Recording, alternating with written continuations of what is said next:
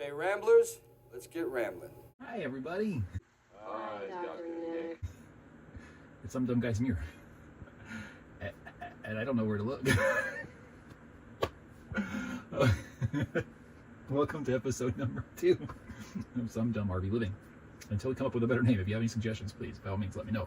And I'm looking at myself in the mirror, and I don't know if I'm supposed to be like, look at the camera here, because I can see my, I don't know. Anyway, as much as I wanted today's second follow-up episode to be the rest of that media shelf assembly, wasn't really in the cards for me. I have other things that I need to squeeze in before I can get to that. And today is a pressing one, because ever since I moved into this thing, so it's been about going on a month and a half, close to, shaving has been a bit of a pain in the ass. Okay, why? Because of this. Now, this is the only remaining quote-unquote traditional RV ceiling light fixture that's left in this thing. Previous owners had did some modifications, some retrofitting, and replaced every other light fixture with a fluorescent, which they're pretty nice. I like them overall. I'm still going to retrofit upgrade to some newer LED stuff. And the reason for that is in California, where I'm at, fluorescent bulbs are being phased out. You can't even legally really buy them or own them. You can own them, obviously, but you can't buy them anymore. This, nowhere near bright enough. I have trouble not getting enough light here. Turn on the bedroom light, which is over here, to get a little bit extra. It helps, but it's too far away. So, now, I have an interesting setup here. I have a big medicine cabinet down here, sink, vanity. It's kind of in my hallway. Now we have toilet, shower, second medicine cabinet. One of the fluorescent fixtures. Now, all the ceiling fixtures in this place have been replaced with this one, except for that first I just showed you. There are 2 different under cabinet fluorescent fixtures that are, in my opinion, nicer, and they are certainly a thinner profile. They don't come down here very strong.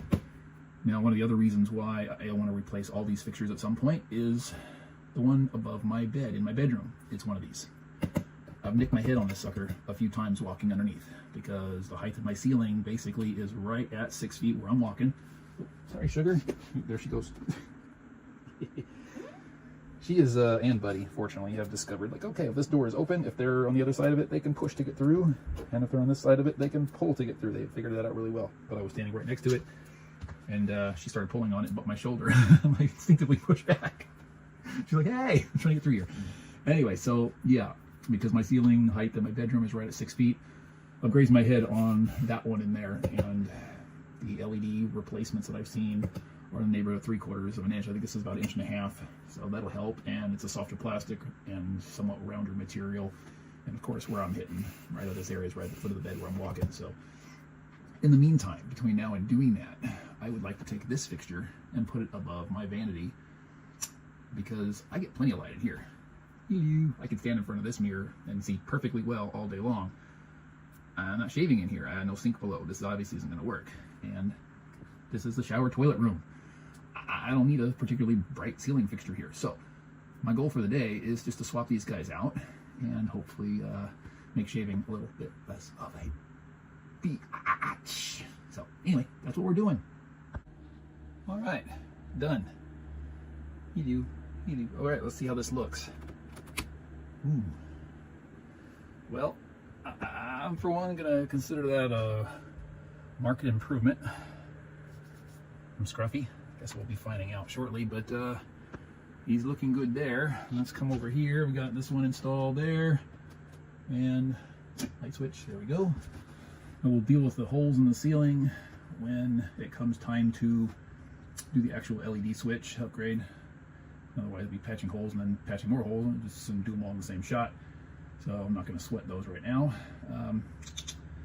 Previous projects, before I started this series, here in the bathroom and in the bedroom as well. This had standard issue ceiling vents. This one had a little generic like 5-inch fan in it.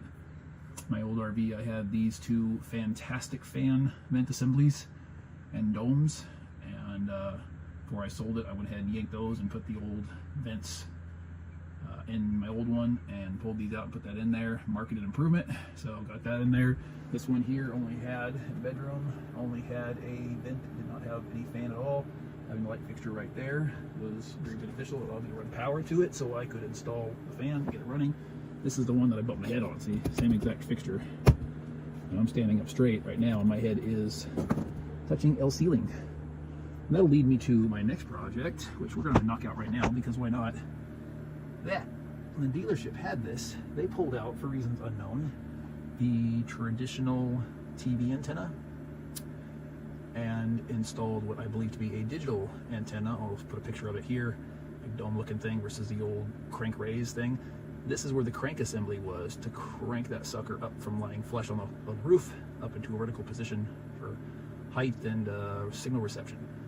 But when I got this thing home, there was just a little bit of like trim garnish or whatever, just tucked in there sitting, not even screwed in or attached. I grabbed it, pulled it, I'm like, I got this hole. I got a hole in my ceiling. So what we're gonna do is I bought this blank white electrical cover plate and a couple white head sheet metal flat head screws. And we're gonna go ahead and secure that in the ceiling.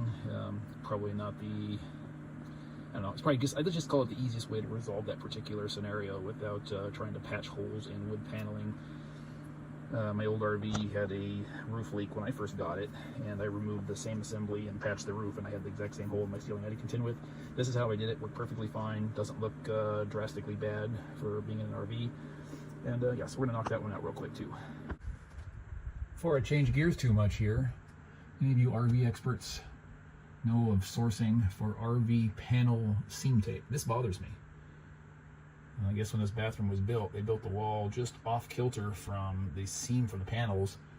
And this seam tape, although I understand it probably couldn't have been located elsewhere, it was done very sloppily. It's got a lot of kinks and wrinkles in it, and I find it very unsightly. I'd like to fix that, but I've been having trouble locating sources for this stuff, particularly one that's going to match the quote-unquote contact paper that they put on this stuff beforehand.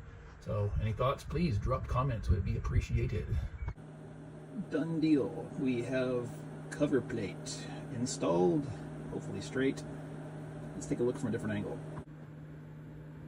Yeah. Alright, so yeah, I'm gonna say overall, we would call that a market improvement. You agree? Certainly better than a hole in the ceiling. And the funny thing is too, it tripped me the hell out, especially the first night I stayed in this, that digital TV antenna that's mounted on the roof, on the underside of it has this green LED light, and it's perfectly centered as far as I can tell with the hole in the ceiling.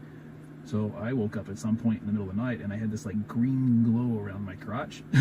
I'm lying on my back. I'm like, what the hell is this?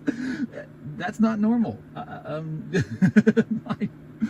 bolt up, all right, and I'm like, okay, what? And I, of course, you know, reach out and I'm like, oh, now my hand's got a little glow on it, and you know, I look up and I'm like, oh, in the hole, oh, okay, light.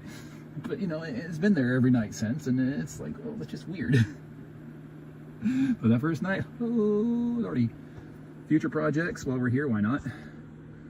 This little trim lip here comes out, I don't know, 2.5 or so inches from the wall. It's the trim for the slide out over the bed. I think I might have mentioned this in a previous video, my walkthrough tour in here maybe. I'm going to make that a bookshelf. Now, unfortunately, it's not tall enough to stand books upright, but I've got a decent book library and I've got to do something with them. This is going to be my secondary bookshelf. I'll show you real quick while we're at it, why not? My primary location, but I want to make use of that space so it's not wasted. Not the only project for the bedroom, but one to come. This is the living room slide out here. Same trim, same situation. Coming out, again, several inches from the wall there. What I think I'm going to do is the same thing, is I want to have some bookshelf brackets from my old place. They're from some smaller shelves. I'm going to ditch the boards from those bookshelves and get some long lumber, I don't know, 1x6x8 or something to that effect. Rip them down to the width of a book, do something with the wood, and then the brackets, just have that wood basically, focus, resting on that with the brackets supporting the weight. Utilize that space. I'm a little concerned about that end of things. It might be not enough clearance for the actual bracket. I'm not sure. I've got to dig those out. They're boxed up in storage right now for my move. We'll see. But that will yield some really good book storage, as well as up there when I get this cabinet situated, because it's not very well secured to the wall for some reason. It's flopping all over the place, so I have nothing in it. I need to level it and secure it got some clamps, or not clamps, rather some, like kind of like jacks, right? It's going to go up there and it's go underneath and it'll jack up and it'll extend that. Once I get it leveled up from the inside, I'll go ahead and secure that so I can make use of that space and then load some things in there because I still have way too much stuff. Yeah, so projects to come, previews. Bye-bye. Thanks for joining.